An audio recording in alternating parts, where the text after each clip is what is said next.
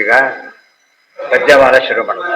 ಪದ್ಯಮಾಲ ಇವತ್ತಿನಿಂದ ಯಾವ್ಯಾವ ಮುಗಿತು? ಈಗ ವಿಷ್ಣು ಸಹಸ್ರನಾಮ ಆಯ್ತು, ಕೃಷ್ಣಾಷ್ಟನಾಮ ಸ್ತೋತ್ರ ಆಯ್ತು, ಈಗ ಪದ್ಯಮಾಲ. ಇವೆಲ್ಲ ನಿತ್ಯ ಅದು ಪೂಜೆಗೆ ಕೃಷ್ಣ ಅವೆರಡು ಕೂಡ ಏನಂತಕ್ಕೆ ತುಳಸಿ ಅರ್ಚನೆಗೆ ಅದಕ್ಕೆಲ್ಲ ಬೇಕು. ಇದು ಪದ್ಯಮಾಲ ಇಡೀ ಪೂಜೆ ವಿಷಯ.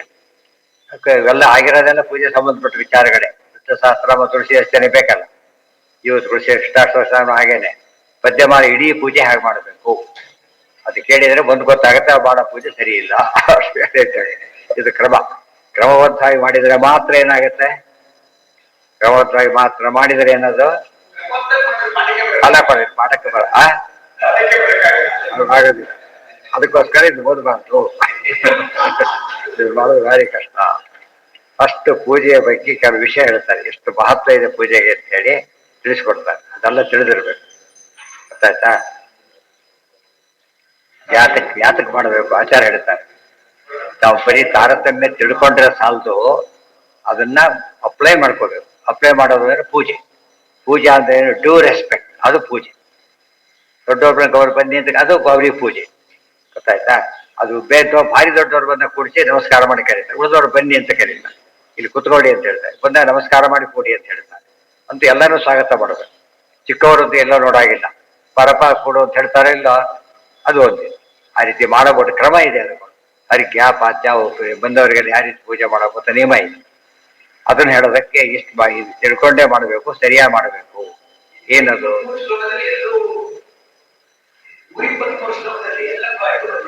ಏನ್ ಮಾಡಿ ಸಮಗ್ರ ಪೂಜಾ ವಿಧಿ ಎಲ್ಲರೂ ಹೆಚ್ಚು ಕಡೆ ಸರಿಯಾಗಿ ಮಾಡ್ತಾ ಇರೋದು ಈ ಪೂಜೆನೇ ಮಾಡೋದು. ಗೊತ್ತಾಯ್ತಾ? ಯಾವಾಗ ಮಾಡ್ಲಕ್ಕಾಗದೆ ಹೋದಾಗ ಮಾಡೋದು. ಸಬ್ಸ್ಟ್ಯೂಟ್ ಅಲ್ಲ. ಪೂಜೆ ಆಪತ್ಕಾಲದಲ್ಲಿ ಪೂಜೆ ಮಾಡಲಿಲ್ಲ ಅಂತ ಆಗ್ಬಾರ್ದು. ಇದು ಹೇಳಿದ್ರೆ ಪೂಜಾ ಫಲ ಬರುತ್ತೆ ಅಂತ ಹೇಳ್ತಾರೆ.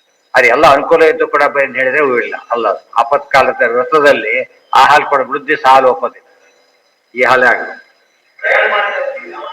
ಪ್ರಯಾಣ ಮಾಡ್ತಾ ಇರ್ಬೇಕಾದ್ರೆ ಬೇರೆ ಎಲ್ಲೋ ಸಿಕ್ಕಾಕೊಂಡಿದ್ದೀರಿ, ಪೂಜೆ ಮಾಡಕ್ ಆಗ್ತಾ ಇಲ್ಲ, ಜೈಲಲ್ಲಿ ಹಾಕಿದ್ದಾರೆ ಎಷ್ಟೋ ಜನ ಪಾಪ ಅಂತ ತಿಳ್ಕೊಬಾರ್ದು. ಜೈಲಲ್ಲಿ ಏನು ಪೂಜೆ ಮಾಡ್ತಾರೆ? ಈಗ ಓದಿಬಿಡಿ, ಹೋಗಿದ್ದಾರೆ. ಅಲ್ಲೇನು ಓದಕ್ಕಾದ್ರೆ ಬಾಯ್ಪಾಠ ಮಾಡಿದ್ರೆ ಓದಕ್ ಬರುತ್ತೆ. ಬಾಯ್ಪಾಠ ಮಾಡಿದ್ರೆ ಇರೋದು. ಜಪ ಧ್ಯಾನ ಹುತಾತ್ಮ ಆಚಾರ್ಯ ತಂತ್ರಸಾರದ ಮಾತುಗಳೆಲ್ಲ ಇದೆ. ಜಪ ಯಾವುದು ಬೆಲೆ ಇಲ್ಲ, ಎಲ್ಲ ಇತ್ತು. ಅದು ಮೊದಲನೇ ಎಡಿಷನ್ ಭಾರಿ ಹೇಳಿ ₹4 ಇರ್ಬೇಕಲ್ಲ ಬೆಲೆ.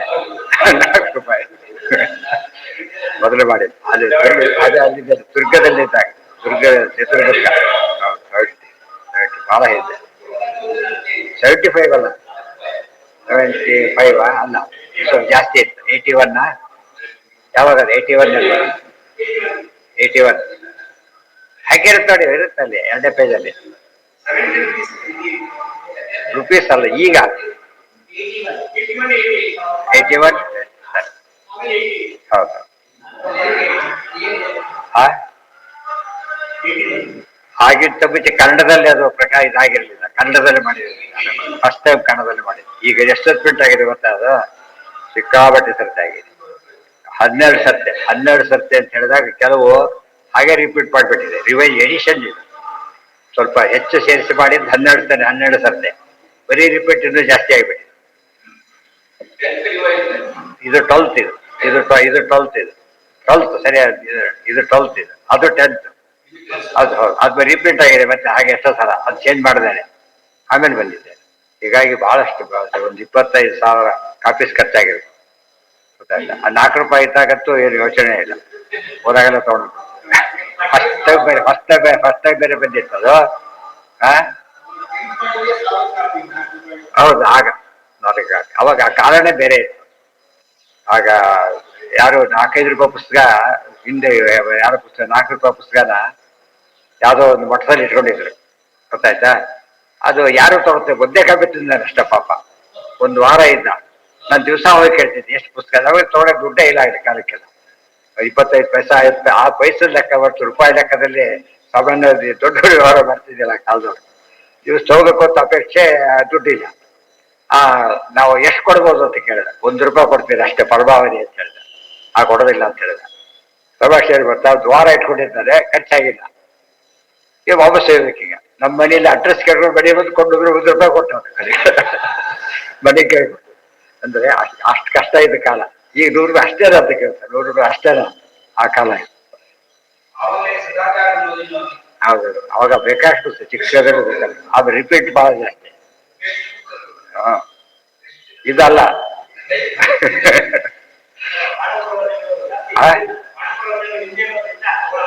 ನೋಡಕ್ಕಾಗ್ತಿರ್ಲಿಲ್ಲ ಹಾಗೆಲ್ಲ ಅಲ್ಲ, ನೋಡ್ಕೊಂಡು ಪೂಜೆ ಮಾಡೋದು ತುಂಬಾ ಜನ ಹೋದ್ರೆ ಶುರು ಮಾಡಿದ್ರು. ಈಗ ಹೇಳ್ತಾರೆ ಸುಮ್ಮನೆ ಪೂಜೆ ಅವೆಲ್ಲ ಅರ್ಥ ಅಲ್ಲ. ಜಪ ಧ್ಯಾನ ಹುತ ಅರ್ಚಾದೀನ್ ಏವಂ ಯಃ ಕುರುತೆ ಸದಾ. ಜಪ ಮಾಡಲಿ, ಧ್ಯಾನ ಮಾಡಲಿ, ಹೋಮ ಮಾಡಲಿ, ಪೂಜೆ ಮಾಡಲಿ, ಏನೇ ಮಾಡಿದ್ರು ಕೂಡ ಕ್ರಮಬದ್ಧವಾಗಿ ಮಾಡಬೇಕೆ ಹೊರತು ಇರೋದಿಲ್ಲ. ಕ್ರಮಬದ್ಧ ರಿಜಿಸ್ಟ್ರೇಷನ್ ಆಗಲಿಲ್ಲ, ಇನ್ವ್ಯಾಲಿಡ್, ದುಡ್ಡು ಹೋಯ್ತು, ಹೋಗೇ ಬಿಡ್ತಾರೆ. ಕ್ರಮಬದ್ಧ ಆಗಿದ್ರೆ ಮಾತ್ರ ಮಹತ್ವ ಬರೋದು. ಇಲ್ಲದವ್ರು ಅವ್ನು ಮಾಡಿದವನು ಅಪರಾಧಿ ಆಗ್ತಾನೆ, ಇವನು ಆಗ್ತಾನೆ, ಕಳ್ಕೊಂಡವನಾಗ್ತಾನೆ ಅಷ್ಟೇ. ಅದು ಸರ್ಟಿಫೈ ಮಾಡ್ತಾರೆ ಕೊನೆಗೆಲ್ಲ ಸರಿ ಇದೆ ಅಂತ ತೋರಿಸ್ಬೇಕಲ್ಲ. ಅದು ಬೇರೆ, ಅದೇ ನಿತ್ಯದ ಕಾರಣ ಆಗಬಾರ್ದು. ಹಾಗಿದ್ರೆ ಎಲ್ಲರೂ ಅದೇ ಕಾರಣ ಕೊಟ್ಟರೆ ನೀವು ಬರೀ ಪೂಜೆ ಮಾಡ್ಕೊಂಡಿದ್ರೆ ಪಾಠ ಗೇಟ ಇಲ್ಲ ಅಂತ ಹೇಳ್ತೀವಿ. ಸ್ವಾಧ್ಯಾಯ ಪ್ರವಚನ ಮಾಡಕ್ಕೆ ಹೇಳ್ತಾನೆ ಇದ್ದಿಲ್ಲ, ಪೂಜೆ ಟೈಪ್ ಸಿಗೋದಿಲ್ಲ. ಆದ್ದರಿಂದ ಸುಮ್ಮನೆ ತಿರುದಷ್ಟು ಪೂಜೆ ಮಾಡ್ಕೊಂಡು ಹೋಗ್ಬಿಡಿ. 2 ಗಂಟೆಗೆ 20 ನಿಮಿಷ ಅಂದ್ರೆ ಅದೇ ಅವ್ರು ಚೆನ್ನಾಗಿ ಹೇಳಿದ್ದಾರೆ. ಯಾಕಂದ್ರೆ ಪೂಜೆ ಅಂತ ಹೇಳ್ಬಿಟ್ಟು ನಿಮ್ಗೆ ಬರೋದು ಅಂತ ಹೇಳ್ಕೊಂಡು ಅನುಸಂಧಾನ ಇಲ್ಲದೆ ಮಾಡಿ ಎಷ್ಟು ಬರೋದಿಲ್ಲ. ಬೇಗ ಮುಗಿಸಿ ಓದ್ತಾ ಆ ಪೂಜೆ ಕ್ವಾಲಿಟಿ ಜಾಸ್ತಿ ಆಗ್ತಾವೆ.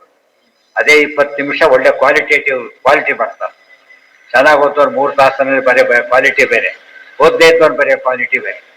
ಅದಕ್ಕೋಸ್ಕರ ಯಾವಾಗಲೂ ಧರ್ಮಾರ್ಥ ಕಾಮ ಮೋಕ್ಷಾಣ ಭಾಜನಂ ಶಾಸ್ತ್ರಯ. ಈ ಪೂಜೆ ಮಾಡಿದ್ರೆ ಜಪ ಏನ್ ಸಿಗುತ್ತೆ ಅಂದ್ರೆ ಧರ್ಮ ಅರ್ಥ ಕಾಮ ಮೋಕ್ಷ 4 ಪುರುಷಾರ್ಥನೂ ಸಿಗುತ್ತೆ. 4 ಪುರುಷಾರ್ಥನೂ ಸಿಗುತ್ತೆ. 4 ಮಾಡಿದ್ದಾರೆ: ಜಪ ಧ್ಯಾನ ಹುತ ಅರ್ಚನ. ಹುತ ಅಂದ್ರೆ ಹೋಮ, ವೈಶ್ಯದೇವಾದಿಗಳು ಹೋಮ. ಧ್ಯಾನ ದೇವಪೂಜೆ, ಜಪ ಗಾಯತ್ರಿ ಜಪ ಎಲ್ಲ ಧ್ಯಾನ ಮಾಡ್ತಾ 2 ಆಯ್ತು. ಜಪ ಧ್ಯಾನ 2 ಆಯ್ತು. ಬರೀ ಧ್ಯಾನ ಮಾಡಬಹುದು, ಬರೀ ಜಪ ಮಾಡಬಹುದು. ಜಪದಲ್ಲಿ ಧ್ಯಾನ ಇದೆ, ಧ್ಯಾನದಲ್ಲೂ ಜಪ ಇದೆ. ಅದು ಪ್ರಾಧಾನ್ಯ ಇರೋದು ಯಾವುದೋ ಅದು ಹೆಸರು ಬರುತ್ತೆ. ಸರ್ವೋತ್ತಮಂ ಹರಿಂ ಜ್ಞಾತ್ವಾ. ಏನಿರಬೇಕು, ಯಾರು ಪೂಜೆ ಮಾಡ್ಬೇಕಾದ್ರೂ ಹರಿ ಸರ್ವೋತ್ತಮತ್ವ ಜ್ಞಾನ ಇರುತ್ತೆ. ಪೂಜೆ ಮಾಡೋರು ಯಾವ ಕಕ್ಷದಲ್ಲಿ ಬರ್ತಾರೆ ನೋಡಿ, ಅದಕ್ಕೆ ತಕ್ಕಂತೆ ಪೂಜೆ ಮಾಡಬೇಕೆ ಹೊರತು ಸರ್ವೋತ್ತಮನೇ ಮಾಡೋ ಪೂಜೆಯನ್ನು ಮಾಡೋದಿಲ್ಲ. ಸರ್ವೋತ್ತಮಂ ಹರಿಂ ಜ್ಞಾತ್ವಾ ಯಯೇವಂ ಭಕ್ತಿಪೂರ್ವಕಂ ಜಪಧ್ಯಾನಾದಿಭಿರ್ನಿತ್ಯಂ ಪೂಜೆಯೇತ್ ನಾಶ್ಯ ದುರ್ಲಭಂ. ಬರೀ ಧರ್ಮಾರ್ಥ ಕಾಮ ಮೋಕ್ಷ ಅಲ್ಲ, ಏನಾದ್ರೂ ಆಗುತ್ತಾಯ್ತು, ಅನ್ಕೊಂಡಿದ್ದೆಲ್ಲ ಆಗುತ್ತೆ. ಅಷ್ಟು ಶಕ್ತಿ ಇದೆ ಸರಿಯಾಗಿ ಪೂಜೆ ಮಾಡೋದಕ್ಕೆಲ್ಲ ಸಾಮರ್ಥ್ಯ ಇದೆ. ಭಕ್ತಿಂ ಕೃತ್ವ ಅನ್ಯ ದೇವೇಶು ಬ್ರಹ್ಮರುದ್ರಾದಿಕೇಶ್ವಪಿ ಸರ್ವೋತ್ಕರ್ಷಂ ಅಭಿಜ್ಞಾಯ ವಿಷ್ಣೋರ್ಯಾತಿ ತಮೋಧ್ರುವ. ಬ್ರಹ್ಮಾದಿ ದೇವತೆಗಳು ಭಾರಿ ಭಕ್ತಿ ಮಾಡ್ತಾರೆ, ಆದ್ರೆ ವಿಷ್ಣು ಸರ್ವೋತ್ತಮತ್ವ ಜ್ಞಾನ ಇಲ್ಲ. ಎಷ್ಟೇ ಪೂಜೆ ಮಾಡಿದ್ರು ಕೂಡ ಬರೀ ವೇಸ್ಟ್ ಅಲ್ಲ, ಅಂದಂತ ಸಮಸ್ಯೆಗೆ ಹೋಗ್ತಾರೆ. ಯಾತಕ್ಕೆ ಮಾಡ್ಬೇಕಾದ ಬಿದಿರೇ ತಿಳ್ಕೊಂಡಿಲ್ಲ, ಸರ್ವೋತ್ತಮ ಯಾರು ಅಂತ ಗೊತ್ತಿಲ್ಲ. ಆದ್ರಿಂದ ಅವ್ರು ಮಾಡಿದ್ದೆಲ್ಲ ವೇಸ್ಟ್ ಅಂತ ಕರೀತಾರೆ. ಸಮಸ್ಯೆ ಹೋಗ್ಬೋದು ಅಂತ ಹೇಳಿಲ್ಲ. ತಮೋ ಧ್ರುವಂ ಹೋಗ್ತಾರೆ ಅಂತ ಹೇಳಿ ಗ್ಯಾರಂಟಿ ಹೋಗ್ತಾರೆ. ಆದ್ರಿಂದ ಇವತ್ತು ಉದಾಹರಣೆ ಎಕ್ಸಾಂಪಲ್ ಇದೆಯಲ್ಲ, ಹಿರಣ್ಯಕಶಿಪುರಾದವರೆಲ್ಲ ಯಾರು ಕ್ಷುದ್ರ ದೇವತೆ ಪೂಜೆ ಮಾಡ್ತಾರಲ್ಲ, ಅವರು ಏನ್ ಪೂಜೆ ಮಾಡಿದ್ರು? ಅವರು ಬ್ರಹ್ಮದೇವ್ರ ಪೂಜೆನೇ ಮಾಡಿದ್ರು, ನಿಜವಾದ ಬ್ರಹ್ಮದೇವ್ರ ಪೂಜೆನೇ ಮಾಡಿದ್ರು. ಅದ್ರ ಪೂಜೆ ಸರಿ ಇಲ್ಲ, ಕ್ರಮ ತಾರತಮ್ಯ ಜ್ಞಾನ ಇರಲಿಲ್ಲ. ಅದು ಗುರುತೇನು ಅಂದ್ರೆ, ಬ್ರಹ್ಮದೇವರೇ ನೀವು ಸೃಷ್ಟಿ ಮಾಡಿದ್ರೆ ಯಾರಿಂದ ಸಾವು ಬೇಡ ಅಂತ ಕೇಳಿ, ನಿಮ್ಮ ಅವ್ರಲ್ಲಿ ಒಬ್ರು ಇದ್ದೆ ಅಂತ ಕಡೆ ಅದನ್ನು ಕೇಳ್ತೀವಿ, ಗೊತ್ತೇ ಇಲ್ಲ ಅವರಿಗೆ. ಪರಿಣಾಮ ಸತ್ತೋಗ್ಬಿಟ್ಟ, ಬಂದು ಅಂಧ ತಮಸ್ಸಿಗೆ ಹೋದ ಕೊನೆಗೆ. ಆದ್ದರಿಂದ ಅದು ಸತ್ಯವಾದ ಮಾತು.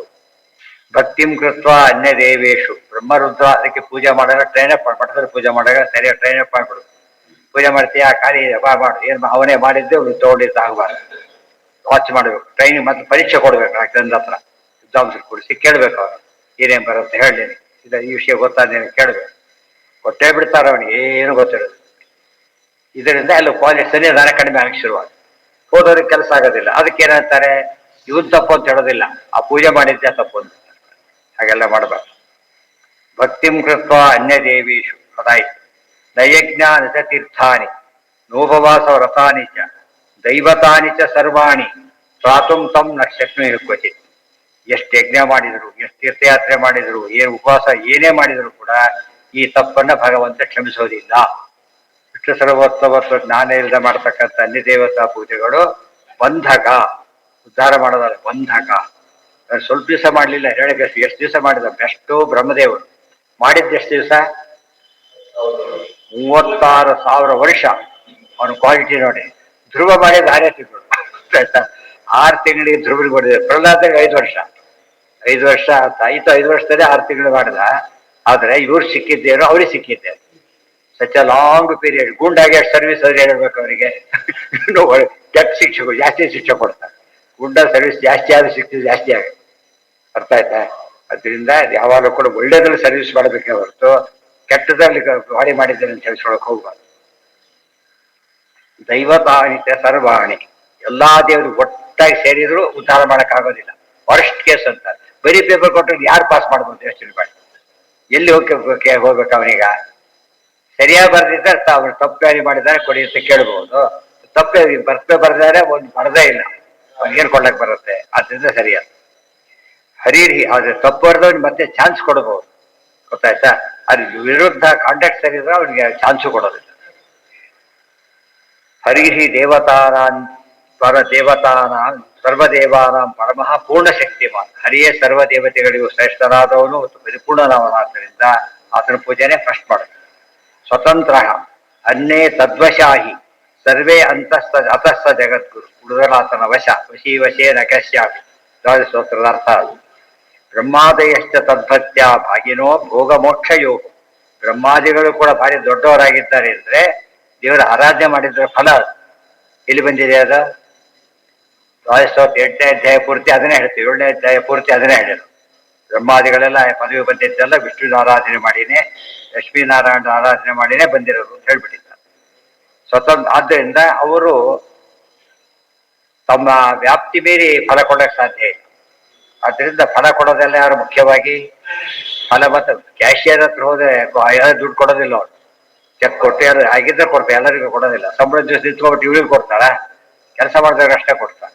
ಆ ಹಿನ್ನೆಲೆಯಲ್ಲಿ ಸ್ವತಂತ್ರ ತದ್ವಶಾಹಿ ಬ್ರಹ್ಮಾದಯಶ್ಚ ತದ್ಭಕ್ತ್ಯ ಭಾಗಿನೋ ಭೋಗ ಮೋಕ್ಷಯೋ ತಸ್ಮಾತ್ ಜ್ಞೇಯಶ್ಚ ಪೂಜ್ಯಶ್ಚ ವಂದ್ಯೋ ಧ್ಯೇಯ ಸದಾ ಹರಿ. ಆದ್ದರಿಂದ ದೇವರನ್ನೇ ಧ್ಯಾನ ಮಾಡಬೇಕು, ಪೂಜೆ ಮಾಡಬೇಕು, ನಮಸ್ಕಾರ ಮಾಡಬೇಕು ಇತ್ಯಾದಿಗಳನ್ನು ತಿಳಿಸಿ ತಂತ್ರಸಾರ ಸಂಘ ಹೇಳಿದ್ದಾರೆ. ಈಗ ಪೂಜೆ ಮಾಡಲೇಬೇಕು ಅಂತ ಹೇಳಿದವರು ಅಲ್ಲಿ ಪೂಜಾ ವಿಧಿ ಮುಗಿಸಿ ಆಚಾರ್ಯ ಹೇಳಿದ ಮಾತುಗಳು. ಈ ಪೂಜೆ ಮಾಡಬೇಕು ಅಂತ ಹೇಳಿ ಹೀಗೆ ಮಾಡಿದ್ರೇನೆ ಫಲ ಸಿಗುತ್ತೆ ಅಂತ ಹೇಳಿರೋದು. ಮುಂದೆ ಕನ್ಕ್ಲೂಡಿಂಗ್ 15ನೇ ಅಧ್ಯಾಯದ ಮುಕ್ತಾಯದ ಶ್ಲೋಕಗಳು. ಸ್ವತಂತ್ರ ವಿಭ್ನೆ, ಉಳಿದವರೆಲ್ಲ ಅಸ್ವತಂತ್ರ. ತದ್ವಶ. ಇಷ್ಟೆಲ್ಲ ಇಷ್ಟಾದ ಮೇಲೆ ಈಗ ಪೂಜೆ ಶುರು. ಇಷ್ಟೆಲ್ಲ ಗೊತ್ತಿದ್ಮೇಲೆ ಪೂಜೆ ಮಾಡಕ್ಕೆ ಶುರುವಾಗುತ್ತೆ. ಅದರಲ್ಲಿ ಶ್ಲೋಕಗಳು ನೋಡಿ ಹೇಗಿದೆ. ಮೊದಲಿಗೆ ಪ್ರಣಮ್ಯ ಶ್ರೀಪತಿಂ ಸರ್ವಾನ್ ಗುರುಂಶ್ಚ ಸಪ್ರವಚ್ಮ್ಯಹಂ ಯಥಾಮತಿ ಹರೇ ಪೂಜಾ ವಿಧಿಂ ವೈಷ್ಣವ ಸಮ್ಮತಂ. ಪ್ರಣಮ್ಯ ಶ್ರೀಪತಿಂ ಸರ್ವಾನ್ ಗುರುಂಶ್ಚ ಅಥ ಪ್ರವಚ್ಮಿ ಅಹಂ ಯಥಾಮತಿ ಹರೇ ಪೂಜಾ ವಿಧಿಂ ವೈಷ್ಣವ ಸಮ್ಮತಂ. ಇದು ಅವರು ಬರ್ತಿದ್ದಲ್ಲ, ಯಾರು ಬರೆದಿರೋದು? ಟೀಕಾಕೃತಾದ್ರು ಬರೋದು. ಟೀಕಾಕೃತಾದ್ರು ಬರೆದವ್ರ ಗ್ರಂಥ ಇದು. ಸುಧಾ ಬರೆದವ್ರ ಗ್ರಂಥ ಇದು. ಸುಧಾ ಓದ್ಲಕ್ಕೆ ಬರೆದವ್ರು ಇದನ್ನಂತೂ ಓದ್ಬೇಕಲ್ಲ. ಒಬ್ರಿಗಂತ ಒಂದು ಓದ್ದಾಗ ಆಗತ್ತೆ ಅಲ್ಲ ಕೊನೆ ಪಕ್ಷ. ಅದು ಸುಧಾ ಓದೋದೇ ಭಾಳ ಚೆನ್ನಾಗಿ ಅರ್ಥ ಆಗುತ್ತೆ. ಸುಧಾ ಓದೋದೇ ಅರ್ಥ ಆಗೋ ಕ್ರಮ ಬೇರೆ, ಸುಮ್ಮನೆ ಓದಿದ್ರೆ ಅರ್ಥ ಆಗುತ್ತೆ. ಆದ್ರೆ ವ್ಯತ್ಯಾಸ ಕ್ವಾಲಿಟಿ ಬೇರೆ ಆಗುತ್ತೆ. ಪ್ರಣಮ್ಯ ಶ್ರೀಪತಿಂ ಸರ್ವಾನ್, ಶ್ರೀಪತಿಯನ್ನು ನಮಸ್ಕರಿಸಿ, ಸರ್ವಾನ್ ಗುರುನ್, ಸರ್ವ ಗುರುಗಳಿಗೂ ನಮಸ್ಕಾರವನ್ನು ಮಾಡಿ, ಆ ಬಳಿಕ ಅಹಂ ಪ್ರವಚ್ಮಿ, ನಾವು ಹೇಳಕ್ ಹೊರಟಿದ್ದೇವೆ.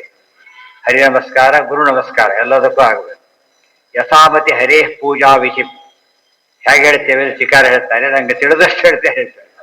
ನಮಗೆ ತಲೆ ತಿಳಿದಷ್ಟು ಹೇಳ್ತಾರೆ. ಚಿಕಾರ ತಿಳಿದಷ್ಟು ಮಾಡಿದರೆ ಗೋವಿಂದ. ಬಹಳ ದೊಡ್ಡ ದೇವತೆಗಳು. ಅದಕ್ಕೆ ಇನ್ನೊಂದು ಅರ್ಥ ಯಥಾವತಿ, ನಿಮಗೆ ತಿಳಿಯಷ್ಟು ಹೇಳ್ತೇನೆ ಇನ್ನೊಂದು ಅರ್ಥ. ನೀವು ಮಾಡ್ಲಿಕ್ಕೆ ಬರೋಷ್ಟು ಹೇಳ್ತೇನೆ ಅಂತ ಅರ್ಥ. ಇದನ್ನೇನೆ ಎಕ್ಸ್ಪ್ಲೇನ್ ಮಾಡ್ಕೊಂಡ್ರೆ ಎಷ್ಟು ತಾಸು ಬೇಕಾದ್ರೂ ಮಾಡ್ಬೋದು. ಚಿಕ್ಕದಾಗಿ ಎಷ್ಟು ಮಾಡ್ಕೊಂಡೋದ್ರು ಕನ್ಸೈಜಾಗ ಎಷ್ಟು ಮಾಡೋದು. ಇವತ್ತು ಫೋಟೋ ಸೈಜ್ ಚೇಂಜ್ ಮಾಡಿದ್ರೆ ವ್ಯಕ್ತಿ ಚೇಂಜ್ ಆಗ್ತಾನಾ? ಚೇಂಜ್ ಆಗೋದಿಲ್ಲ. ಯಾರ್ದ ಪಾಸ್ಪೋರ್ಟ್ ಯಾರ್ದ ಪಾಸ್ಪೋರ್ಟ್ ಸೈಜ್ ಇಡ್ಸಿದ್ರೆ ಇನ್ವ್ಯಾಲಿಡ್ ಆಗುತ್ತೆ. ಅದೇ ಚಿಕ್ಕದಾಗಿರ್ಬೇಕು. ಆಮೇಲೆ ಇನ್ನು ಕೆಲವು ಸ್ಟಾಂಪ್ ಸೈಜ್ ಕೇಳ್ತಾರೆ. ಪಾಸ್ಪೋರ್ಟ್ ಕೇಳಲ್ಲ ಕೆಲವು ಕಡೆ, ಸ್ಟಾಂಪ್ ಸೈಜ್ ಫೋಟೋ ಚೇಂಜ್ ಹೇಳ್ತಾರೆ. ಆ ಚಿಕ್ಕ ಜಾಗ ಇರೋದು ಅಲ್ಲಿಗೆ ಅಷ್ಟಕ್ಕೆ ಇಡಿಸ್ಬೇಕು. ಅದು ವ್ಯಕ್ತಿ ಅವನೇ ಇರ್ತಾನೆ, ಅವ್ನು ನೋಡೋ ಸೈಜ್ ಅರ್ಥ ಆಗುತ್ತೆ. ಕಾಣೋದು ಮಾತ್ರ ಅಷ್ಟೇ. ಇಷ್ಟು ಹೇಳಿ ನೋಡಿ ಎಷ್ಟು ಟಿಕಾರ, ಎಲ್ಲೂ ಟೈಮ್ ವೇಸ್ಟ್ ಮಾಡೋದಿಲ್ಲ.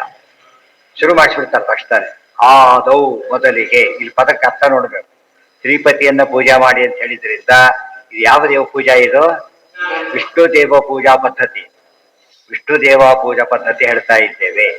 ಗುರುಗಳು ಅಂದ್ರೆ ಅಕ್ಷೋಪತೀರ್ಥರು ಮೊದಲಾದವರು ಅವರೇ ನಮಸ್ಕಾರ ಮಾಡ್ತಾ ಇದ್ದೇವೆ. ಮುಖ್ಯ ಗುರುಗಳು ಶ್ರೀಮದ್ ಆಚಾರ್ಯರು. ಸರ್ವಾನುಗುರುವನ್ನು ಅಂತ ಹೇಳಿದಾಗ ಸರ್ವ ವೈಷ್ಣವ ಗುರುವನ್ನಂತ ಅರ್ಥ. ಯಥಾಮತಿ ಅಂದ್ರೆ ಕೇಳೋರ ಬುದ್ಧಿ ಹಿಡಿಯಷ್ಟು ಹರಿಯ ಪೂಜಾ ವಿಧಿಯನ್ನು ಹೇಳ್ತೇವೆ. ಹರಿ ಅಂತ ಯಾವ್ದಕ್ಕೆ ಉಪಯೋಗಿಸಿದ್ರು? ಬಿಂಬರೂಪ ಗೊತ್ತಾಗುವವರಿಗೆ ಹರಿ ಅಂತ ಕರಿಬೇಕು. ನಾವು ಮಾಡ್ತಕ್ಕಂಥ ದೇವ್ರ ಪೂಜೆಗೆ ಬಿಂಬ ಪೂಜೆ ಅದು. ಎನ್ನ ಬಿಂಬ ಮೂರ್ತಿಯ ಪೂಜಿಕೊಂಡು ನಾನು ದಾಸರಾಯರ ದೇವರನಾಮ ಇದೆ, ಗೊತ್ತಾಯ್ತಾ? ಬಿಂಬಮೂರ್ತಿ ಪೂಜೆ ಆವಾಹನ ಮಾಡಿ ಅಲ್ಲಿ ಪೂಜೆ ಮಾಡಬೇಕು. ಆದ್ದರಿಂದ ಬಿಂಬಮೂರ್ತಿ ಪೂಜೆ ಅದು. ಬಿಂಬಮೂರ್ತಿ ನಿಮಗೆ ಗೊತ್ತಿಲ್ಲ, ಅದಕ್ಕೆ ಮತ್ತೆ ಕುಡಿಸಿ ಇಲ್ಲೇ ಕುಡಿಸಿದ ತಗೋತೀವಿ ಅಷ್ಟೇನೆ, ಬಿಟ್ಟು ಗೋಡೆ ಕಳಿಸ್ಬಿಡೋದಿಲ್ಲ. ಅದ್ರದ್ದು ಇಲ್ಲೇ ಇರ್ಬೇಕು. ಅದೇ ಪ್ರತ್ಯಾವಾಹನ. ಆವಾಹನ ಪ್ರತ್ಯಾವಾಹನ, ವಾಪಸ್ ಕರ್ಕೊಂಡು ಕೂಡಿಸ್ತಾರೆ. ಬಂದಾಗ ನೀವು ಹೋಗಿ ಬರ್ಬೋದು ಅಂತ ಕಳಿಸ್ತಾರಲ್ಲ, ಹಾಗೆ ಬನ್ನಿ ಹೋಗಿ ಬನ್ನಿ ಆವಾಹನ ಮಾಡ್ಕೊಂಡು ಹೋಗ್ಬಿಟ್ಟಲ್ಲಿ ಒಳಗೆ ಕೂತ್ಕೊಳ್ಳೋದು, ಅಲ್ಲೇ ಕೂತಿರೋದು, ಕಾದು ವಾಪಸ್ ಹೋಗೋದು, ಹಾಗಾಗುವಾಗ ಒಳ್ಳೆ ರೀತಿಯಾಗಿ ಗೌರವದಿಂದ ಕಳಿಸ್ಕೊಡ್ಬೇಕು. ಅವರು ಅವರಾಗಿ ಬಂದವ್ರನ್ನ ಹಾಗೆ ಮಾಡಬೇಕು. ನಾವೇ ಕರೆದ್ರಂತವ್ರು ಜಾಸ್ತಿ ಮಾಡ್ಬೇಕಾಗಿ. ಅದಕ್ಕೆ ಎಕ್ಸ್ಕ್ಯೂಸ್ ಇಲ್ಲ, ನಾವು ಕರೆದರೆ ನಾವು ಅದರಿಂದ ಆ್ಯಡ್ ಆಗುತ್ತೆ. ಅದು ಸೂರ್ಯನಿಂದ ನಮ್ಮಿಂದ ತಗೋಬಾರ್ದು, ನಮ್ಮಿಂದ ಮಾಡಾಗಿಲ್ಲ. ಅದು ಕೂಡ ಹಗಲಾದ್ರೆ ಸೂರ್ಯ, ರಾತ್ರಿ ಪೂಜೆ ಆದ್ರೆ ಚಂದ್ರ, ಶುಕ್ಲ ಪಕ್ಷವಾದ್ರೆ ಅದರಲ್ಲೂ ವ್ಯತ್ಯಾಸ ಬರುತ್ತೆ. ಅವರೇ ಅಧಿಕಾರಿ, ಉಳಿದವರು ಇರೋದಿಲ್ಲ, ಮಾಡಾಗಿಲ್ಲ. ಎಲ್ಲ ದೇವಸ್ಥಾನ ಪೂಜೆ ಮಾಡೋಲ್ಲ, ತಮ್ಮ ಬಿಂಬಮೂರ್ತಿ ಪೂಜೆ ಮಾಡಬಾರ್ದು ಅಲ್ಲಿ, ಗೊತ್ತಾಯ್ತಾ? ಅದು ಬೇರೆ ಪೂಜೆ ಮಾಡ್ಕೋಬೇಕದನ್ನ. ಪೂಜೆ ಬಿಡಬಾರ್ದು, ಆ ಪೂಜೆ ಮುಗಿಸ್ಕೊಂಡ್ ಬರ್ಬೇಕಲ್ಲಿ ಫಸ್ಟ್, ಗೊತ್ತಾಯ್ತಾ? ಆ ಪೂಜೆ ಮಾಡಿದ್ರೆ ಪೂಜೆ ಮಾಡಿಲ್ಲ ಅಂತ. ಇನ್ನೊಬ್ಬರ ಮನೆ ಪೂಜೆ ಹೋಗೋರು ಅಷ್ಟೇನೆ, ತಮ್ಮ ಮನೆ ಪೂಜೆ ಮುಗಿಸಿ ಅಲ್ಲಿಗೆ ಹೋಗ್ಬೇಕು. ಅವ್ರು ಎಲ್ಲ ಒಟ್ಟಿಗೆ ಸೇರಿಸಿ ಮಾಡ್ತೀವಿ ಅಂತ ಕೊಡುವ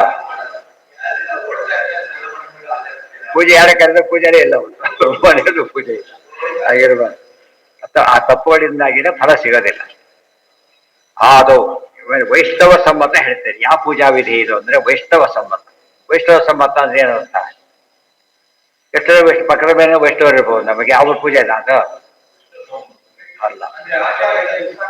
ವೈಷ್ಣವ ಸಮ್ಮತ, ವೈಷ್ಣು ಬರೆದ ಗ್ರಂಥ, ತಂತ್ರಸಾರಾದಿಗಳಿಗೆ ಸಮ್ಮತವಾದದ್ದು ಅಂತ ಮೊದಲನೇ ಅರ್ಥ. ತಂತ್ರಸಾರಾದಿಗಳಿಗೆ ಸಮ್ಮತವಾದ ಪೂಜೆಯ ವಿಧಾನ ಹೇಳ್ತಾ ಇದ್ದೇವೆ. ವೈಷ್ಣವ ಗ್ರಂಥ ಸಮ್ಮತಂ ಅಂತ ಅರ್ಥ. ವಿಷ್ಣು ಬರೆದ ಗ್ರಂಥ, ವಿಷ್ಣು ಜೊತೆ ತಂತ್ರಸಾರ. ವಿಷ್ಣು ಬರೆದ ಗ್ರಂಥ ಯಾವುದು ಗೊತ್ತಾ? ತಂತ್ರಸಾರ. ನಾರಾಯಣ ರೂಪದಿಂದ ಪಂಚರಾತ್ರ, ವಿಷ್ಣು ರೂಪದಿಂದ ತಂತ್ರಸಾರ ಬರೆದಿರೋದು. ಅದಕ್ಕೆ ವೈಷ್ಣವ ಅಂತ ಪದ ಹೇಳಿದೆ. ವೈಷ್ಣವ ಸಮ್ಮತ ಮತ್ತೆ ವಿಷ್ಣು ರೂಪಕೃತ ತಂತ್ರಸಾರ ಸಮ್ಮತ ಪೂಜಾ ಪದ್ಧತಿ ಹೇಳ್ತೇವೆ ಅಂತ ಅರ್ಥ. ಇನ್ನೊಂದರ್ಥ ವೈಷ್ಣವ ಅಂದ್ರೆ ಯಾರು? ಬ್ರಹ್ಮವಾಯುಗಳು ವೈಷ್ಣವರು. ವೈಷ್ಣವಾನಾಂ ಯಥಾ ಶಂಭು ಅಂತ ಕರೆದಿದ್ದಾರೆ. ವೈಷ್ಣವಾನಾಂ ಯಥಾ ಶಂಭು. ಶಂಭು ಶಬ್ದಕ್ಕೆ ಬ್ರಹ್ಮ ಅಂತ ಅರ್ಥ, ರುದ್ರದೇವರು ಅಂತ ಅರ್ಥ, ಎರಡು ಅರ್ಥನೇ. ಆದ್ದರಿಂದ ಆಚಾರ್ಯರು ಯಾರು? ಶ್ರೀಮದ್ ಆಚಾರ್ಯರು ಹಾಗೆ ಬ್ರಹ್ಮದೇವರು. ವೈಷ್ಣವ ಆಚಾರ್ಯ ಸಮ್ಮತಂ ಅಂತ ಅರ್ಥ. ಆಚಾರ್ಯ ಸಮ್ಮತವಾದ ಪೂಜಾ ವಿಧಿ ಹೇಳ್ತಾ ಇದ್ದೆ. ಯಾಕೆ ತಂತ್ರಸಾರದಿಂದ ಹೇಳೋದ್ರಿಂದ ಅದು ಸೇರಿದೆ ಅಂತ ಅರ್ಥ. ಕೊನೆಗೆ ಹೇಳ್ತಾರೆ, ಕೊನೆಗೆ ಉಪಸಂಹಾರ ಮಾಡ್ಬೇಕಾದ್ರೆ ಯಾವ ಗ್ರಂಥ ಅಂತ ಅವರೇ ಹೇಳ್ತಾರೆ. ಅದರಿಂದ ನಾವು ಏನು ಕಲ್ಪನೆ ಮಾಡ್ಕೊಳ್ಳೋ ಕಾರಣ ಇಲ್ಲ. ಯಥಾಮತಿ ತಿಳಿಸ್ಬಿಟ್ಟು ಅದು ಕೊನೆಗೆ ನೋಡಿ. ತಂತ್ರಸಾರೋಕ್ತ ಪೂಜಾಯ ಪದ್ಯಮಾಲೆಯ ಮೀರಿದ ಅವರದೇ ಶ್ಲೋಕ, 221 ಶ್ಲೋಕ, ಒಟ್ಟು 123 ಶ್ಲೋಕ ಇದೆ. ಅದರಲ್ಲ ವಿಷಯ ಬಗ್ಗೆ ಆಯ್ತಾ? ಅದರಲ್ಲಿ ಮೊದಲು ಏನಪ್ಪ ಮಾಡಬೇಕು ಅಂತ ಪ್ರಶ್ನೆ. ಆದೌ ದೇವಗೃಹೇ ನಶ್ಯ ಕಲಶಾನ್ ಸಪ್ತ ಪಂಚವ. ಮೊದಲು ದೇವಗೃಹ ಅಂದ್ರೆ ಪೂಜಾಗೃಹ. ದೇವರ ಮನೆಯಲ್ಲಿ ಏನ್ ಮಾಡ್ಬೇಕಲ್ಲಿ? ಕಲಶಗಳು ಸಪ್ತ ಅಥವಾ ಪಂಚ, 7 ಅಥವಾ 5 ಕಲಶ ಇರ್ಬೇಕು. ಕಲಶ ಇರ್ಬೇಕು ಅಂದ್ರೆ ಏನು? ಅಗ್ರಹೋದಕ್ಕೆ ರೆಡಿ ಮಾಡ್ಕೊಂಡಿರ್ಬೇಕು ಅಂತ ಅರ್ಥ. ನೀರು ತಂತಿ 5 ಕಲಶದ 7 ಕಲಶದಲ್ಲಿ ನೀರು ಇಟ್ಕೋಬೇಕು. ಅದಾಗದ ಹೋದ್ರೆ 5 ಇಟ್ಕೋಬೇಕು. ಅದು ಆಗದ ಸ್ವಲ್ಪ 3 ಇಟ್ಕೋಬೇಕು. ಇಲ್ಲಿ ಹೋದ್ರೆ 2 ಇಟ್ಕೋಬೇಕು. ಕೊನೆ ಪಕ್ಷ 2 ಕಲಶ ಕಂಪಲ್ಸರಿ. 5 ಆದ ಪಟಗಳೆಲ್ಲ 5 ಇಡ್ತಾರೆ. ಎಲ್ಲ ದೊಡ್ಡ ಸಂಸ್ಥಾನ ಪೂಜೆ ಆದ್ರಿಂದ ಮತ್ತೆ ದೇವಸ್ಥಾನದಲ್ಲಿ ಹಾಗೆ 5 ಇಡೋದು, 7 ಇಡೋದು. ಸ್ವಲ್ಪ ಇದಾದ್ರೆ 5, ನಾವು ಆಗದೆ ಹೋದಾಗ 2. ಅದನ್ನ ಮುಂದೆ ಏನ್ ಮಾಡ್ಬೇಕು ಹೇಳ್ತಾರೆ. ಮುಂದೆ ಇಲ್ಲಿ ಬರುತ್ತಾರೆ ಹೇಳಿ. ನಾವು ಶ್ರೀ ವೈಷ್ಣವ ಅಲ್ವಲ್ಲ, ಆ ಪೂಜಾ ಪದ್ಧತಿ ಹೇಳ್ತಾ ಇಲ್ಲ ಅವ್ರೀಗ. ಶ್ರೀ ವೈಷ್ಣವ ಸಮ್ಮತ ಆದ್ರಿಂದ ಅದು ಮಾಡಾಗಿಲ್ಲ. ಹೌದು, ಅದೇ ಹೇಳಿ. ನಮ್ಮ ಪೂಜೆ ಅಲ್ಲ, ವಿಚಾರ ಸಾಗ ಒಪ್ತೇವೆ ನಾವು. ಅದು ಅವ್ರ ಕ್ರಮ ಒಪ್ಪಲ್ಲ. ನಾವು ವೇದ ಒಪ್ಪಿದ್ರು ಮಾಯವಾದ ಒಪ್ಪಲ್ಲ ಹಾಗೆ ಏನ ಅದೇ ಅದು ಬೇರೆ, ಆ ವಿಷಯನೇ ಬೇರೆ. ಅದ್ರಲ್ಲಿ ಈಗ ಸಂಬಂಧಪಟ್ಟ ವೈಷ್ಣವ ಸಂಬಂಧ, ವೀರ ವೈಷ್ಣವರಾದ ಆಚಾರ್ಯ ಸಂಬಂಧವಾದ ಹೇಳ್ತಾ ಇದ್ದೇವೆ. ವೈಷ್ಣವ ಎಷ್ಟು ಅರ್ಥ ಬರ್ತದೆ ಅದಿಷ್ಟು ಕೂಡ. ಆಗ ಅದಕ್ಕೆ ಎಲ್ಇಟಿ ಬರುತ್ತೆ. ಆದೌ ದೇವಗೃಹೇನಸ್ಯ ಕಲಶಾನ್ ಸಪ್ತ ಪಂಚವ. ಆಮೇಲೆ ಆಹಾರೇ ತುಳಸೀಂ ದೂರ್ವಾಂ, ಜೊತೆಗೆ ತುಳಸಿ ಎಲ್ಲ ಸರಿ ಮಾಡ್ಕೋಬೇಕು. ತುಳಸಿ ದೂರ್ವಾ, ದೂರ್ವಪೂಜೆ ಎಲ್ಲಿ ದಿವಸ ಇಟ್ಕೊಂಡ್ರದೇ ಇಲ್ಲ. ಗಣೇಶನ ಪೂಜೆಗೆ ಉಪಯೋಗಿಸ್ತಾರೆ, ದೇವ್ರ ಪೂಜೆಗೆ ದೂರ್ವಾ ಬೇಕು. ಯಾಕೆ ದುರ್ಗಾ, ಅದು ದುರ್ವಾಭಗವಾನಿ ದೇವತೆ ದುರ್ಗಾದೇವಿ. ಆದ್ದರಿಂದ ಅದು ಇರಲೇಬೇಕು. ತುಳಸಿ ಹೇಗೋ ಅದು ಹಾಗೆ. ಮೊದಲು ತುಳಸಿ ಹೇಳಿದರು, ಆಮೇಲೆ ದೂರ್ವಾ ಹೇಳಿದರು. ತುಳಸಿ ಮೋಸ್ಟ್ ಇಂಪಾರ್ಟೆಂಟ್ ಆದ್ದರಿಂದ ತುಳಸಿನ ಫಸ್ಟ್ ಹೇಳಿದ್ರು. ಏನು ಇರ್ಲಿ ಬಿಡ್ಲಿ, ತುಳಸಿ ಅದೊಂದು ಇರಬೇಕು. ಯಾಕೆ ಅಲ್ಲ ತರಬಹುದು ಎಲ್ಲ. ಹಿಂದಿನ ಕಾಲಕ್ಕೆ ಈ ತರ ಮನೆಗಳೇ ಇರ್ತಿರ್ಲಿಲ್ಲ. ಅಗ್ರಹಾರ ಅಂತ ಬ್ರಾಹ್ಮಣರು ದೊಡ್ಡ ದೊಡ್ಡಿದ್ರು ಅಗ್ರಹಾರ, ರಾಜಧಾನಿಗಳಲ್ಲೂ ಹಾಗೆ ಇರ್ತಿತ್ತು. ಅವ್ರಿಗೆ ಬೇಕಾದ ಪದಾರ್ಥ ಅಲ್ಲಿ ಸಿಗ್ತಾ ಇತ್ತು. ಇವತ್ತು ಫಾರಿನ್ ನಲ್ಲಿ ಇಂಡಿಯನ್ಸ್ ಇರೋ ಜಾಗದಲ್ಲಿ ಇಂಡಿಯನ್ ಸ್ಟೋರ್ಸ್ ಹಾಕ್ತಾರಲ್ಲ ಹಾಗೆ. ಯಾಕಂದ್ರೆ ಉಳಿದವರಿಗೆ ಹಾಕಿ ಉಪಯೋಗಿಲ್ಲ. ಈಗ ಅಂಗಡಿ ಕ್ಲೋಸ್ ಮಾಡ್ಬೇಕಾಗುತ್ತೆ ಅಷ್ಟೇ. ಸಂಬಂಧಪಟ್ಟಿದ್ದು ಅಲ್ಲಿ ಆಗುತ್ತೆ. ಪೂಜಾ ಪದ್ಧತಿ ಕಟ್ಟೋರ್ ಮೆಟೀರಿಯಲ್ ಒಂದು ಖರ್ಚಾಗಲ್ಲ. ಕಟ್ಟೋರ್ ಮೆಟೀರಿಯಲ್ ಪೂಜಾ ಶಾಪ್ ತೆಗೆದು ಏನಾಗುತ್ತೆ, ಯಾವ ಅಲ್ಲಿ ಉಪನ್ಯಾಸ ಯಾರು ಬರೋದಿಲ್ಲ. ಇಲ್ಲಿ ಇಟ್ಕೊಂಡ್ರೆ ಖರ್ಚಾಗುತ್ತೆ. ಅದಕ್ಕೆ ತುಳಸಿ ಇಟ್ಕೋಬೇಕು, ಇದೆಲ್ಲ ಇಟ್ಕೊಂಡಿರ್ಬೇಕು. ಪುಷ್ಪಾಣಿ ಎಷ್ಟು ಚೆನ್ನಾಗಿ ಬರೀತಾರೆ ಪ್ರತಿಯೊಂದು ಕೂಡ. ಪುಷ್ಪಾಣಿ ಅದ್ಯತನಾನಿ ಚ, ಹೂಗಳಿರ್ಬೇಕು. ಈ ದೂರ್ವ ನೀರು ಎಲ್ಲ ಕೂಡ ಅವತ್ತಿಂದ ಆಗಬೇಕು. ತುಳಸಿ ಮಾತ್ರ 10 ದಿವಸ ಬರುತ್ತೆ, ಗೊತ್ತಾಯ್ತಾ? ಹೂ ಬರೋದಿಲ್ಲ ಅವತ್ತಿನ ಹೂ ಅವತ್ತೇ. ಭಾರಿ ಹೂ ಕೊಟ್ಟರು ಫ್ರಿಜ್ಜಲ್ಲಿ ಇಲ್ಲಕ್ಕೆ ಹೋಗ್ಬಾರ್ದು, ಉಪಯೋಗಿಸಿ ಬಿಡ್ಬೇಕಾದ್ರೆ. ಇಲ್ಲದ ಹೋದ್ರೆ ಅದು ಆ ಹೂ ಪೂಜೆ ಬರೋದಿಲ್ಲ. ಅದ್ಯತನ, ಅದ್ಯತನ ಅಂದ್ರೆ ಅವತ್ತೇ ತಂದ ಹೂ ಆಗ್ಬೇಕು, ಅವತ್ತೇ ತಂದಿದ್ದ ನೀರು ಅವತ್ತೇ ತಂದಿದ್ದೇ ಆಗ್ಬೇಕು. ಆಪತ್ಕಾಲದ ವಿಚಾರ ಬೇರೆ. ಇದು ತುಳಸಿ ಮಾತ್ರ 10 ದಿವಸ ಅಲ್ಲೋಡು. ಯಾಕೆ? ನಿಷಿದ್ಧ ದಿವಸ ತೆಗಬಾರದು. ಅದಕ್ಕೆ ದ್ವಾದಶಿ ಪರವಾಗಿಲ್ಲ, ಶುಕ್ರವಾರ ಇಲ್ಲ, ಮಂಗಳವಾರ ಇಲ್ಲ, ಭಾನುವಾರ ಇಲ್ಲ, ಗೊತ್ತಾಯ್ತಾ? ಇನ್ನೊಂದು 4 ವಾರ ಬಿಟ್ಟರೆ ಹೋಗೇ ಬಿಡ್ತಿತ್ತು. ಎರಡಿಲ್ಲಲ್ಲ, ಭಾನುವಾರ ಇಲ್ಲ, ಶುಕ್ರವಾರ ಇಲ್ಲ, ಮಂಗಳವಾರ ಇಲ್ಲ. 4 ದಿವಸ ಮಾತ್ರ ಹೆಚ್ಚು. ಹುಣ್ಣಿಮೆ ಇಲ್ಲ, ಅಮಾವಾಸ್ಯೆ ಇಲ್ಲ, ಚತುರ್ದಶಿ ಇಲ್ಲ, ಆಮೇಲೆ ಇದಿಲ್ಲ, ಸಂಕ್ರಮಣಗಳಿಲ್ಲ. ಆದ್ರಿಂದಾನೆ 10 ದಿವಸ ಬರುತ್ತೆ. ಆದ್ರಿಂದ ಯೋಚನೆ ಇಲ್ಲ. 10 ದಿವಸ ಬರುತ್ತೆ ಅಂದ್ರೆ 10 ದಿವಸ ಕೆಡೋದಿಲ್ಲ ಕೂಡ. ಸರಿಯಾಗಿರೋ 10 ದಿವಸ ಫಸ್ಟ್ ಆಗೇ ಇರುತ್ತೆ. ಆಮೇಲೆ ಅದು ಬರೋದಿಲ್ಲ. ಅದೇ ಸಂಪುಟದಲ್ಲಿ ಇಡಿ ಏನಾಗಲ್ಲ. 10 ದಿವಸ ಸುಖವಾಗಿ ಬರುತ್ತೆ. ಸಂಪುಟ ಇರುತ್ತಲ್ಲ, ಹಿತ್ತಾಳಿ ಬೆಟ್ರು ತಾಮ್ರಕ್ಕಿಂತ. ಹಿತ್ತಾಳಿ ಕಡಿಮೆ ಹೀಟ್ ಹೇಳ್ಕೊಡುತ್ತೆ, ಅದು ಜಾಸ್ತಿ ಹೇಳ್ಕೊಡಿದ್ರೆ ಬೇಗ ಸ್ವಲ್ಪ ಆಡುತ್ತೆ. ಹಿತ್ತಾಳಿಯಲ್ಲಿ ಇಟ್ರೆ 10 ದಿವಸ ಗೊತ್ತಿರು. ಹಿತ್ತಾಳಿ ಸಂಪುಟ ಆಗಿಬಿಟ್ರೆ ಅದು ಮುಚ್ಚಿಡಿದ್ರೆ ಅವರೇ ಬೇಗ ಒಂದೇ ದಿವಸನೇ ಮರು ದಿವಸಕ್ಕೆ ಹೋಗ್ಬಿಡುತ್ತೆ. ಮುಚ್ಚಿಟ್ಬಿಟ್ರೆ 10 ದಿವಸ ಹಾಕ್ಬಾರ್ದು ನೀರು ಹಾಕಿ. ಪಾತ್ರೆಯಲ್ಲಿ ಹಾಕಿ. ಯಾವಾಗ ಬೇಸಿಗೆಯಲ್ಲಿ, ಈಗ ಬೇಕಾಗಲ್ಲ. ಬೇಸಿಗೆಯಲ್ಲಿ ಬೇಕಾಗುತ್ತೆ. ಈಗ ಬೇಗ ಯಾವಾಗ ಇದೇ ಆಗಲ್ಲ. ಯಾವ್ದ ಇಲ್ಲ, ಸರಿ ಇಡ್ಬೇಕು. ಅದೇನು ಗೊತ್ತಾ, ಸುಮ್ಮನೆ ಇಟ್ರೆ 10 ದಿವಸ ಇರೋದಿಲ್ಲ. ಹಾಗೆ ಇರಲ್ಲ, ವೆಂಟಿಲೇಷನ್ ಇಲ್ದಾನೆ ಒಣಗೋಗ್ಬಿಡುತ್ತೆ.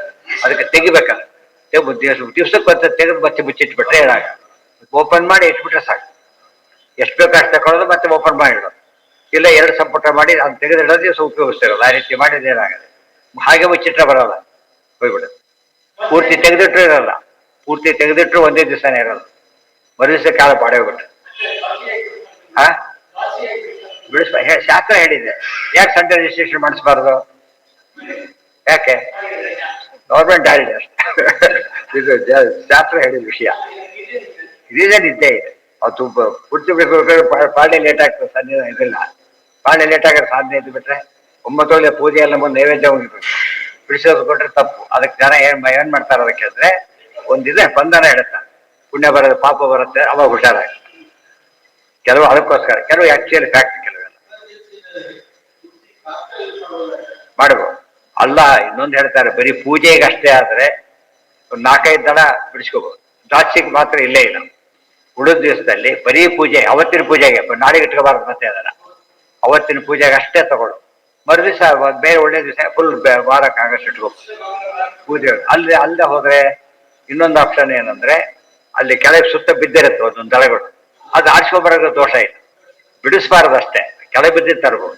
ಬಿದ್ದೇ ಇರುತ್ತೆ, ಕೆಳಗೆ ಬಿದ್ದೇ ಇರುತ್ತೆ. ಅದಕ್ಕೆ ಒಂದು ಮಾತಾಡ್ತಾರೆ, ತುಳಸಿ ಸುತ್ತ ಯಾವಾಗ ಕ್ಲೀನಾಗಿ ಇಟ್ಟಿರಿ, ಓಡಾಡಬೇಡಿ ಸುತ್ತ ಆದಷ್ಟು. ಅವಾಗೇನ ಬಿಟ್ಟು ಪೂಜೆ ಬರುತ್ತೆ. ಇಲ್ಲ ಓಡಾಡಿ ಜಾಗ ಬಿದ್ರೆ ಬರೋದಿಲ್ಲ. ಪಾರಿಜಾತ ಗಿಡ ಹೇಗ ಶುದ್ಧವಾಗಿಟ್ಟಿರ್ಬೇಕು, ಗೊತ್ತಾಯ್ತಾ? ತುಳಸಿ ಇಲ್ಲದಲ್ಲೋ ಕಾಷ್ಟ ತಗೊಳ್ಳಿ, ಕಾಷ್ಟ ಇಲ್ಲದಲ್ಲೋ ಅಲ್ಲಿ ಮೃತ್ತಿಕೆ ತಗೊಂಡು ಪೂಜೆ ಮಾಡಿ, ತುಳಸಿ ಮೃತ್ತಿಕೆ ಇಟ್ಕೊಂಡ್ರು ಸಾಕು. ಅದೂ ಇಲ್ಲ ಅಂತ ಹೇಳೋದಾದ್ರೆ ತುಳಸಿ ಎಂದು ಸ್ಮರಣೆಯಾದರೂ ಮಾಡಿ, ಸ್ಮರಣೆಯಾದರೂ ಮಾಡಿ. ಕೊನೆ ಪಕ್ಷ ಒಂದು ತುಳಸಿ ಬಣಿಲೇ ಒಂದು ಹಾರ ಮಾಡಿಸಿಡ್ಬೋದು ದೇವರಿಗೆ. ನಿತ್ಯ ಯಾವ ಕಾಲಕ್ಕಿಲ್ಲ ಅಂತ ಆಗೋದಿಲ್ಲ. ಬರೀ ಕಾಷ್ಟ ಇಡೋದ್ರ ಬದಲು ತುಳಸಿ ಬಣಿ ಸರಣೆ ಮಾಡಿಸ್ಬೋದು.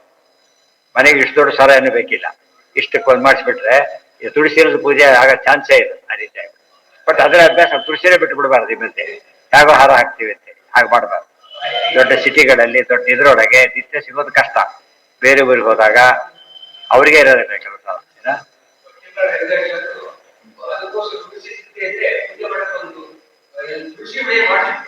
ಅದೇ ಎಲ್ಲರ ಬೇರೆ ಮಾಡಿ ಇಟ್ಕೋಬಹುದು, ಅವ್ರೊಬ್ಬರೇ ಅಲ್ಲಿ ಬೇಕಾದ್ರೆ ಮಾಡಿ ಇಟ್ಕೊಂಡಿರ್ತಾರೆ. ನಮ್ಮನ್ನೆಲ್ಲೇ ಇಟ್ಕೊಂಡು ಪೂಜೆ ಮಾಡಕ್ ಆಗೋದಿಲ್ಲ ಅಷ್ಟೊಂದು. ಬೇರೆ ಊರಿಗೆ ಹೋದಾಗ ಕಷ್ಟ ಆಗುತ್ತೆ. ತುಳಸಿ ಮಾಲೆ ಚಿಕ್ಕದು ಒಂದು ದೇವರಿಗೆ ಹಾಕಿದ್ರೆ ಬಿಟ್ಟಬಹುದು. ಅದಕ್ಕೆ ಸೋಡದಲ್ಲಿ ಮಾಡಿಸ್ಬೋದು, ಬೆಳ್ಳಿಯಲ್ಲಿ ಮಾಡಿಸ್ಬೋದು, ತಾಮ್ರ ಅಂತೂ ಇದ್ದೇ ಇರುತ್ತೆ. ಒಟ್ಟು ತುಳಸಿ ಇಲ್ಲ ಬರೀ ಕಾಷ್ಟ ಬೈ ಮೇಲೆ ಹಿಡಿದ್ರು ಬಂದು ತುಳಸಿ ಹಾಕೋದು ದೇವ್ರಿಗೆ ಮಾತ್ರ. ಮತ್ತೆ ದಿವಸ ನೀವು ಹಾಕೊಂಡು ನೀವು ಹಾಕೊಳಕ್ಕೆ ಬರೀ ಇಷ್ಟ ಇರ್ತದೆ. ಯೋಚನೆ ರಿಸರ್ವ್ ಇರ್ಬೇಕು ದೇವರಿಗೆ ಅಂತ ಹೇಳಿದ್ಮೇಲೆ ಫಿಕ್ಸೆಡ್. ಮತ್ತೆ ನಾವು ಯೂಸ್ ಆಗಿಲ್ಲ. ನಾವನ್ನ ಹೇಳ್ತಾರೆ ಮನೆಗೆ ಶ್ರಾವಣ ಪಾದ ಪೂಜೆ ಮಾಡ್ತಾರೆ, ನಮ್ಮ ವಸ್ತ್ರದಿಂದ ಒರೆಸ್ಬಾರ್ದು, ಉಪಯೋಗಿಸಿದ ವಸ್ತ್ರ ಆಗ್ಬಾರ್ದು. ಅವ್ರದ್ದು ಆಗ್ಬೇಕು, ಫಸ್ಟ್ ಆಗ್ಬೋದು. ಉಪಯೋಗಿಸ್ತೇ ಇರ್ಬೋದು, ಬೀಸಲಿರ್ಬೇಕು. ನಾವು ಇಷ್ಟಾದ್ರೂ ಇಷ್ಟೆಲ್ಲ ಮಾಡಿದ್ದು ನಿರ್ಮಾಲ್ಯ ಕೊಟ್ಟಾಗತ್ತೆ.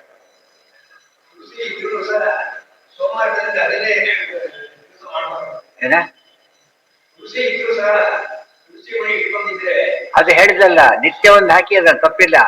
ಜೊತೆಗಿದು ಅದು ಹಾಕೋದ್ ಬಿಡ್ಬೇಕಾಗಿಲ್ಲ, ಅದು ಹಾಕಬಾರ್ದು ಅಂತ ಹೇಳಿಲ್ಲ, ಇದನ್ನ ಹಾಕ್ಲೇಬೇಕು ಅಂತ ಹೇಳಿದ್ದಾರೆ. ಅದು ಯಾವ ರೀತಿ ಇದೆ ತಾಪತ್ಕಾಲ. ಯಥಾಕಾಲೋಪಪನ್ನಾನಿ. ಮತ್ತೆ ಇನ್ನೊಂದು ಹೇಳ್ತಾರೆ ಯಥಾಕಾಲೋಪಪನ್ನಾನಿ. ಈಗ ಶುರುವಾಯ್ತು. ನಮಗೆ ಮುಂದಿನ ದಿವಸ ಸಿಗೋದಿಲ್ಲ, ಇವತ್ತ ಫ್ರಿಜ್ಜಲ್ಲಿ ಇಟ್ಬಿಡ್ತೀವಿ. ಇಲ್ಲ, ಅವತ್ತೇನು ಸಿಗುತ್ತೋ ಅದೇ ತಂದು ಹಾಕಿ ಅಷ್ಟೇ ಹೊರತು ಕೂಡಿಡಬೇಡಿ. ಅದಕ್ಕೋಸ್ಕರ ಯಥಾಕಾಲ. ಯಥಾಕಾಲ ಅಂದ್ರೆ ಆ ಕಾಲಕ್ಕೆ ಹೂ ಬಿಡುತ್ತೆ, ಬೇರೆ ಕಾಲಕ್ಕೆ ಬಿಡೋದಿಲ್ಲ. ಆ ಕಾಲಕ್ಕೆ ಬಿಡೋ ಹೂವನ್ನೇ ಉಪಯೋಗಿಸ್ಬೇಕು. ಇದೆಲ್ಲ ನಿಯಮಗಳು. ನಾವು ಬೇರೆ ಊರಿಗೆ ಹೋದ್ರೆ ಆ ಊರಲ್ಲಿ ಸಿಗೋ ಹೂಗಳಾದ್ರೆ ಭಾರಿ ಶ್ರೇಷ್ಠ. ಇನ್ನೂ ಕೂಡ ಬೇರೆ ತಂದು ಇಟ್ಕೊಳಕ್ ಹೋಗ್ಬಾರ್ದು. ಯಾಕೆ ಆ ಊರು ಹೊಂದಿದೆ ಅಂತ ಅರ್ಥ. ನಿಷಿದ್ಧ ಹಾಕ್ಬಾರ್ದು. ವಿಹಿತವಾಗಿದ್ರೆ ಅಲ್ಲಿದ್ದೇ ತಗೋಬೇಕು ಆದಷ್ಟು. ವಾಸನೆಯಲ್ಲಿ ಹೂ ಬರೋದೇ ಇಲ್ಲ, ನಿಷಿದ್ಧ. ಅದ್ಯತನಾನಿ, ಅದ್ಯತನ ಅವತ್ತಿಂದು. ಯಥಾಕಾಲೋಪಪನ್ನಾನಿ ಸ್ವಾರಾಮ ವನಜಾನ್ಯಪಿ. ಎಲ್ಲಿಂದ ತರಬೇಕು ಅಂದ್ರೆ ಸ್ವಾರಾಮ ಅಂದ್ರೆ ತನ್ನ ತೋಟ, ತಾನು ಬೆಳೆಸಿದ್ದಾಗಬೇಕು. ಅಥವಾ ವನ ಅಂದ್ರೆ ಕಾಡು, ಕಾಡಿಂದ ತರಬೇಕು. ಪಕ್ಕದ ಮನೆಯಿಂದ ಹಾರಿಸಬಾರ್ದು. ನಿಯಮ. ಪಕ್ಕದ ಮನೆಯಿಂದ ಹಾರಿಸ್ಬೇಕು. ಅವು ಹೇಳೋಕೆ ತುಂಬ ಬಿಡಿಸ್ಕೊಂಡು ಬಿಡೋದು, ಮತ್ತೆ ಹಾಗೆಲ್ಲ ಮಾಡೋದು. ಏನ ಅದು ಬೇರೆ ಮಾತು. ಅದೇ ಅಭ್ಯಾಸ ಪುಣ್ಯ ಅವ್ರಿಗೆ ಹೋಗುತ್ತಲ್ಲ, ಯಾಕೆ ಕೊಡಬೇಕು? ನಾವೇ ಮಾಡ್ಕೊಂಡು ನಾವೇ ಬೆಳೆಸಿ ಎಲ್ಲ ಮಾಡಿದ್ರೆ ಪುಣ್ಯ ನಮ್ಗೆ ಬರೋದು ಪೂರ್ತಿ. ಏನ ಅದಕ್ಕೆ ಯಾವ್ದು ಯಾರಿಗೆ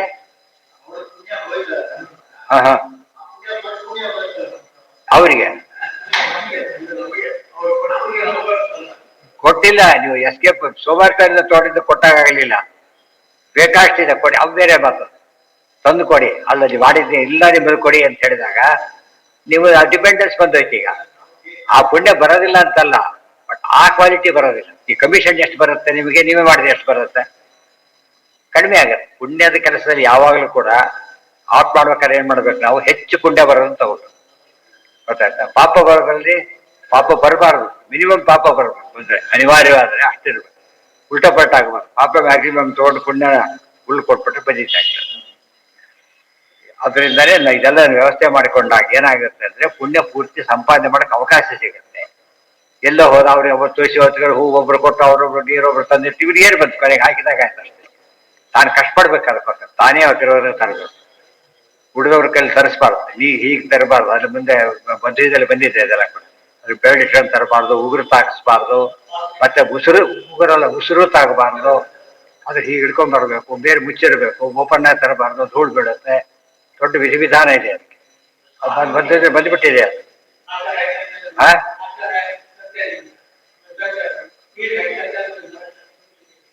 ಏನ ತಂದಿದ್ದಾರೆ ಶಿಷ್ಯರು ಹೇಗೆ ತಂದ್ರು ಅಂತ ಹೇಳಿದ್ದಾರೆ. ಅಂಥ ಶಿಷ್ಯರಿಂದ ತರಿಸ್ಬೇಕು. ಅವ್ರಿಗೆ ಯಾವ್ದೋ ಕಲ್ತು ತಂದುಬಿಟ್ರೆ ಉಪಯೋಗ ಇಲ್ಲ. ಅದಕ್ಕೆ ನಾವು ಮನೆ ಮಾಡ್ಬೇಕಾದ್ರೆ ಆದಷ್ಟು ನಾವೇ ಮಾಡೋ ಅಭ್ಯಾಸ ಮಾಡೋದು, ಗ್ಯಾರಂಟಿ ಇರ್ತದೆ.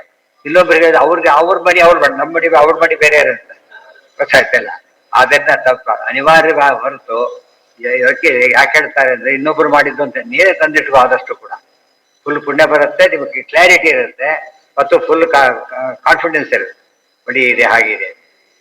ಎಷ್ಟೋ ಜನ ಒಂದು ನಿಮ್ಗೆ ತಪ್ಪು ಹೇಳ್ತೀರಿ, ತುಳಸಿ ತಂದು ಕೊಡ್ತಾರೆ ಅಂತ ತಿಳ್ಕೊಳ್ಳಿ, ಇವ್ರು ಮರುದಿವ್ಸ ಹಿಟ್ಟು ಬಿಡ್ತಾರೆ, ಹಾಕೊಳಕ್ ಹೋಗ್ತಾರೆ, ಕೆಳಗೆಲ್ಲ ನೀರಿರುತ್ತೆ.